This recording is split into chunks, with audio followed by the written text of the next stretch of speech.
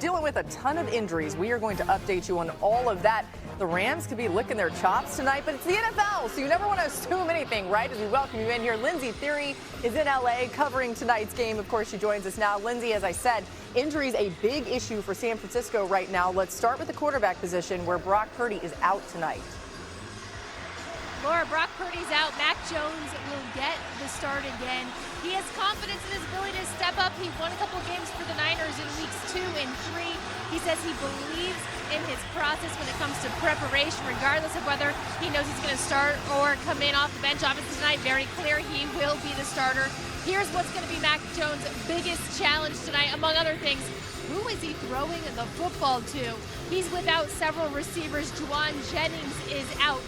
Ricky Pearsall is out. And let's not forget, Brandon Ayuk is yet to play this season. George Kittle is on injured reserve. So we could probably going to see a lot of Christian McCaffrey. Demarcus Robinson will start, as will Kendrick Bourne. I have to check the depth chart because they are so far down that chart, Laura, as they try to make do with a lot of backups. And plus, Mac Jones says in his preparation for the Rams, he believes that they are the best defense right now in the NFL. Yeah, it's great stuff. We'll continue to keep you updated on everything around this game as it's coming your way. 2 3-1 teams, by the way, despite what the 49ers are dealing with their injuries. Thanks to Lindsay. All right, Byron Young and the rest of this Rams defense has been impressive in the early going. That's what the 49ers are dealing with tonight. Currently tied for second in sacks, top 5 in turnovers and touchdowns allowed. 49ers offense, meanwhile, has struggled to take care of the ball. Their 8 turnovers, tied for the most, actually, in the NFL. Dan Orlovsky and Jason McCourty are here. What's up, guys? What's going on? How are we doing? Happy birthday. Happy birthday, Rod. Thank you, guys. Happy you know what? birthday. Nowhere else I'd rather be spending my birthday. Well, really? No, but this is watching a Rams touchscreen. This is pretty great. I can't wait for that. Dan, why is this Rams defense such a problem for teams right now? Yeah, so one of the things that happened this year with this Rams, or last year, was that front four became such a viable part of their rush, and they were relatively vanilla with a lot of the things they did last year schematically. Then this year, what they've started to do is kind of expedite the simulated pressure from their defenses. And I would tell everybody from the offensive perspective, some of the things that they're doing with those simulated pressures and the lack of information they're giving quarterbacks with both the rush and the coverage is one of the reasons why that they are creating such dominant matchups and a lot of confusion for quarterbacks. So I'll start with the first one. A couple things. When I, as a quarterback, get to the line of scrimmage, I see this, basically a flat line. Naturally, that's a cover 0 indicator or cover 4, but I'm not really getting any information from the defense starting point. The second thing is I see a vacancy space-wise in the slot. So I'm like, okay, well, I'm anticipating a pressure then because somebody has to have some type of responsibility, either person or area. And then I go here. Well, that defensive end is standing up. He's probably going to be a dropper, but then that defensive end is standing up as well. So that's not an indicator either. What happens is this. The Rams are going to bring pressure. They're going to do that simulated pressure where they go here, here, and up the field. And then this guy's a pressure guy. Now, J-Mac, I get a dropper, right? I get that dropper right there. And from an offensive perspective, I go, okay, I got 1, 2, but they have 1, 2, 3. Well, that's advantage them. I'm outnumbered. Absolutely. And then I go up top and they go, I have 1, 2, 3, but you have 1, 2, 3, 4. I'm in a bad space offensively. Exactly. And for us as a defense right now, I love that you showed this, and it's just a 4-man rush. But when you give us empty, now we have a lot of times have to get into what we call our empty check. And this right here is a defense that allows them to go 4-on-3 up top. And then now here for these guys down the bottom, he knows I have help inside, and I can force that. But I'm going to have to close to this guy because he's just a spot dropper. He's not going to collision or run with this guy. The beauty of this is up top. Now you get a chance to have 2 DBs, a safety right here and a corner up top. They're looking to see how these 3 are displaced once the ball snaps. 2 of these guys go vertical. That means I have the inside guy, you have the outside guy. And then for me, like when I see this safety drive this, because this ball almost gets picked off, I look at it and go, well, if that safety's driving it, I want to launch a post, right? Absolutely. But you guys have outstanding leverage when it comes to this safety or this corner playing inside leverage, and it almost ends up an interception. Then I'll go to the next one. This guy's Jared Verse. This is a Defensive Player of the Year candidate. As a quarterback, I'm sitting there going, okay, I have to protect those 4 or 5 guys. I'm getting all those people walking around as a defense. I need the ball to get snapped on the road, which is where San Francisco is going to be tonight. And now all of a sudden that guy gets pressure running through my center, and then there's that shell coverage. As an offense, I have nowhere to go with the football, also having to deal with the huge pressure. And the beauty of this is you see all of those guys running around. Behind Daniel Jones is a play clock. This is a third down situation. Those guys are paying attention to the motion, to the tap by the guard, but they're also looking at that play clock, knowing when they got to get down and get to this blitz. And the beauty of it is now you have a dropper, and all we're doing is playing coverage. And you guys got 7 guys in coverage once again with only 4 rushers, and they get Verse on the center. That's going to happen tonight. The Rams are going to find the person that they would want Jared Verse matched up on, the guy that they think pass rush-wise gives them the best chance one-on-one, but they're not exposing their secondary number-wise. That's going to be a challenge for the 49ers tonight. It's also going to be a challenge for all offenses playing against that defense. Yeah, J-Mac, what's the counter from San Francisco's offense tonight, especially considering that, as Lindsay told you off the top, you're going through the entire depth chart, people are injured. They only have 2 players on their team, McCaffrey and Juszczyk, of guys that actually caught passes for them a year ago. So they're going to lean a ton on Christian McCaffrey, and that's what they've been doing. Now it's about how you deploy him and where you move him around. Right here, he's almost in a tight end position, gets matched up on an outside linebacker, and here it is, easy pitch and catch to the outside. They're not just going to keep him in the backfield. This I love. Motion to a slot receiver. Now you get 3 guys and it's empty. You expect McCaffrey to run a running back route, but this isn't that. He runs what we call a 7-cut, a deeper out, and scores the touchdowns against the New Orleans Saints. This, Dan, I don't know where you call this placement of the running back. Motion's out. He's in a wide receiver stance.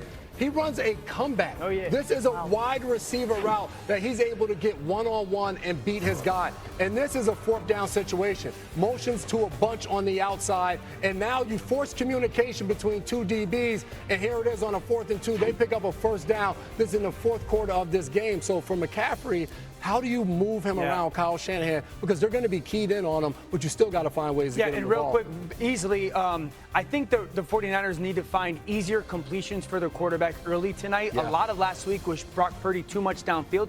Easier completions tonight. One area to watch was CMC. The Rams have the best goal-to-go defense this season. McCaffrey has the most goal-to-go rushing attempts. Let's get Adam Schefter in here with some top stories. And Shefty, we start in Baltimore. All eyes on Lamar Jackson's status this week.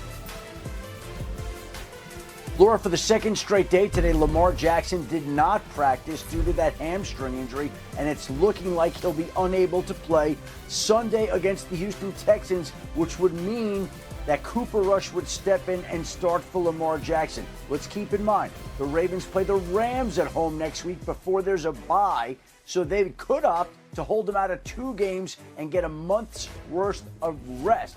Let's also keep in mind one other issue for the Baltimore Ravens. Their Pro Bowl safety Kyle Hamilton did not practice today due to a groin injury that it seems he sustained during practice yesterday. So they already are missing a whole bunch of starters. They're missing Lamar, and now they could be without Kyle Hamilton as well. Golly, it's like the theme of the day for any team that's facing the Rams in upcoming weeks. J-Mac, whether it's Lamar or Cooper Rush, is there a vulnerability in that Texans defense, though, that Baltimore can try to exploit? I love the Houston Texans defense, but if I'm the Baltimore Ravens, whether Lamar's out there or not, I'm handing the ball off to Derrick Henry. 4 career games of 200 yards against the Houston Texans. And a part of that is getting to the 2nd level. If you can get up to those linebackers, which are pullers, which are down linemen, you can gain some yardage against them and force those smaller backers who run all over the field to have to go through your big guys up front to make tackles. It's also an advantage to have your quarterback under center and Derrick Henry behind him, and him running downhill and being able to dictate where he wants to go and cut off of those blockers. I think it's huge for the Baltimore Ravens for him to get going. He had 18 rushes in week 1. Since then, it's been below 15, falling all the way to 8 last week. Yeah, the Texans have allowed the 2nd most yards per rush versus pistol formation over the last 2 seasons. Great stuff from J-Mac. All right, more quarterback news here, Adam. This time in Washington, where Jayden Daniels has missed the last 2 weeks. What do we know about his status? Doctors have cleared him to return to practice, and he believes he's going to be able to play on Sunday against the Los Angeles Chargers. So that's good news for Jayden Daniels, who missed the last 2 weeks with a knee sprain. He was replaced by Marcus Mariota, but the doctors feel like he's made progress with the 2 weeks off, the 2 games he's missed, and now he is expected to be out there on Sunday, back behind center for the Washington Commanders. Oh, Dan, sorry. We were stretching over here. Dan, even if Jayden is back out there, you think there are much bigger problems in D.C. right now? Oh, my goodness. Their defense right now on tape is a really difficult watch, and it's a little bit of the young guys, and then it's a lot of guys that have unbelievable careers in this league. Number one, how they handle motion in their communication. They're rocking and rolling that safety and backside safety. They're changing man coverage responsibilities. One's trying to communicate to the corner at the bottom of the screen, and all of a sudden both that corner and that drop-down safety end up playing Drake London by themselves.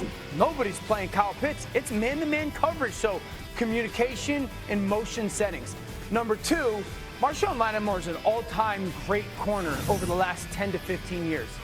Right now, he's just struggling in man coverage, and teams are realizing it, and they're just taking shots at him, either getting that shot hit or getting a penalty. Bobby Wagner, outstanding Hall of Fame linebacker. I think teams are searching him out in man coverage, and I think that's where the Commanders are, is like, they don't necessarily want to be in man coverage, but they have to be in man coverage, but they can't be in man coverage.